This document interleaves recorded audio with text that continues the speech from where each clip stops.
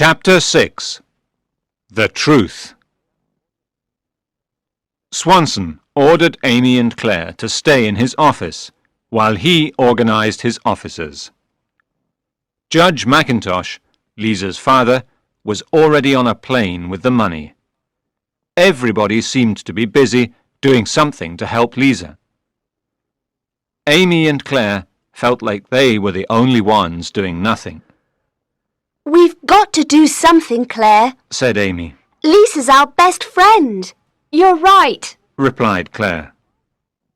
Before Inspector Swanson came back, they walked out of the police station and into the late afternoon. "Which way do you think we should go? Left or right?" asked Claire, looking down the busy street. Amy wasn't listening. She was looking at the photographs. They looked so happy. It was hard to believe that some of the photos were taken only a few days ago. "Why do you think she didn't tell us?" Claire turned around and realized that she was talking to herself. "Amy, you're not listening to me at all," she complained. "Hmm?" said Amy, still distracted by the photos. There was something wrong, but she couldn't work out what it was. "I said, why do you think Lisa didn't tell us that she has a famous dad?" "That's it!" shouted Amy, making Claire jump. "Look!" she said, showing the photos to Claire. "What? It's just us three having fun." "No! Look again!" insisted Amy. Claire took the photos from her and looked at them closely, but she couldn't see anything unusual. "He's on this photo we took in Cairns and this one at Ayers Rock. He's even on photos that were taken before we came to Australia. Look! This one was taken at Heathrow Airport." "Who?" said Claire. She was starting to get impatient now. Amy wasn't making any sense, and they didn't have time to waste like this. "See! Here in the background. That's more than a coincidence."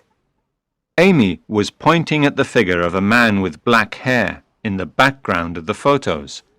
"He's followed us. He's the monster who has kidnapped Lisa," she said angrily. "Amy, said Claire, putting a hand on Amy's arm to calm her. I know that face." "Jack!" interrupted Amy. But she wasn't looking at the photo. She was waving to a man across the street. Jack didn't see Amy. He walked quickly into a newsagent's. "I thought he was leaving Sydney," she asked, turning to Claire. But Claire's face was white. "You look like you've seen a ghost."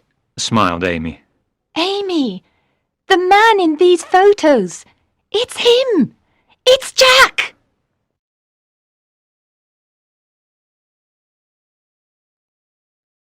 Chapter 7. The Kidnapper's Shadow. "Don't be ridiculous, Claire. Jack's our friend," laughed Amy nervously. But before she looked at the photo again, she knew that Claire was right. Amy felt sick. Liza liked Jack. She trusted him. They all thought he was nice. "Look, he's coming out of the newsagent's now," said Claire. "I'm going to kill him," said Amy. She wanted to run over to him, but Claire stopped her. "No, don't be stupid. If you do that, we'll never find out where Lisa is. Let's follow him instead." "We should phone the police, though," said Amy, taking her mobile phone out of her bag. "There's no time," said Claire. "Come on." They started to follow him south, through Hyde Park, and then east, down Oxford Street. He was walking fast, and it was difficult not to lose sight of him in the busy street. It was still a public holiday, and a lot of people were out, enjoying the early evening sun and eating ice creams in the many bars of this lively neighbourhood. "Oh no," said Claire. "What's the matter?" asked Amy.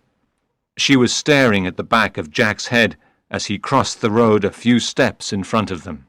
"The traffic lights." "What traffic lights?" said Amy, confused. A tall woman with long brown hair stopped suddenly in front of her, obstructing her view. Amy wanted to push her out of the way. They're red! He's going to get away, said Amy. Forced to stand still and wait, they watched Jack disappear into the crowd.